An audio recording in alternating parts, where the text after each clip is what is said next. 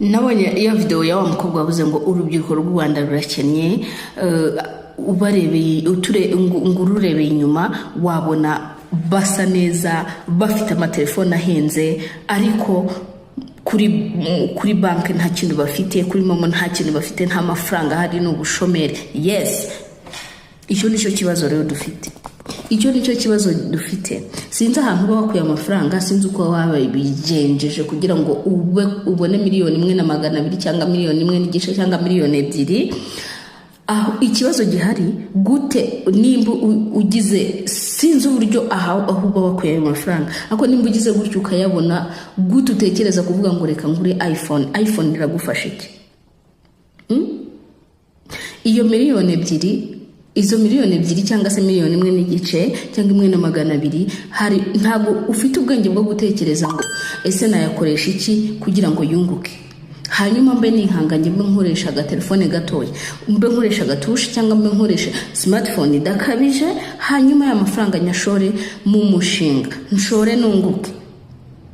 Ahubwo ugatekereza ukavuga ati ndashaka ifoto nziza, ndashaka kamera nziza, ndashaka. And then ngo urubyiruko rw'u Rwanda rurakennye. Hari ibintu bimwe na bimwe natwe tugiramo uruhare.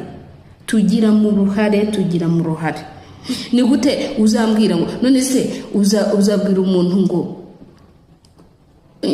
birasetsa cyane nyine, ugasanga umuntu atunze iPhone, hanyuma ugasanga ari gusaba amafaranga umuntu witungiye telefone yiwe ya Tecno. Ni ikibazo gikomeye cyane.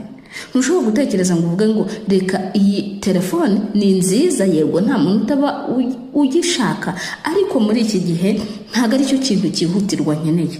Nimba nta kazi ufite ukaba utinjiza amafaranga afatika, ni gute uri gushegera ibintu birenze?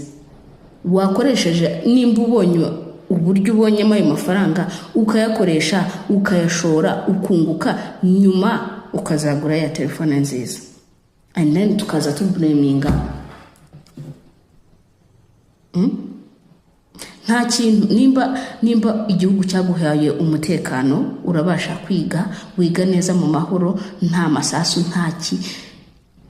Nimba turangije amasomo yacu rero, na hacu ho gutekereza twabaze twakora iki, twatera imbere gute? Dufite amahirwe menshi, ariko wowe ubwawe ni wowe gutekereza ukavuga ngo aya mahirwe mfite ndayabyaza umusaruro. Ntabwo igihugu kizaza ngo kikwinginge.